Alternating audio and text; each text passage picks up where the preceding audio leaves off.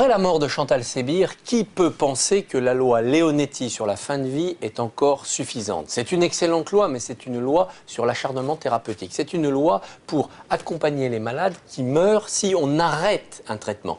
Alors qu'aujourd'hui, la question qui se pose, c'est de faire mourir quelqu'un en lui donnant un traitement. Il faut changer la loi. Quels sont les arguments qui s'opposent à ce changement de loi pour aller vers l'euthanasie active ou bien carrément le suicide assisté? Premier argument, certaines personnes peuvent abuser d'une telle loi. Dans une dépression passagère, dans une maladie qui n'est pas forcément incurable, elles demanderaient un suicide assisté alors qu'en fait l'espoir demeurerait. C'est un premier obstacle. On peut très bien passer par-dessus cet obstacle en créant un comité local ou national chargé de vérifier que la demande est fondée. De la même manière, ce comité pourrait aussi éviter les escroqueries, c'est-à-dire les personnes psychologiquement faibles qui seraient manipulées par d'éventuels héritiers qui auraient décidé de pousser cette personne au suicide. Avec un comité qui instruirait les demandes, on aurait la garantie que de tels abus n'auraient pas lieu. Il est un dernier argument qui est opposé à cette avancée sociétale vers le suicide assisté.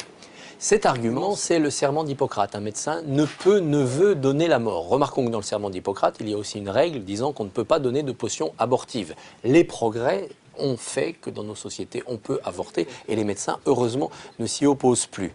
Par rapport à l'euthanasie active, par rapport au suicide assisté, on peut aider les médecins à rendre cela compatible avec le respect de leur déontologie. De deux manières.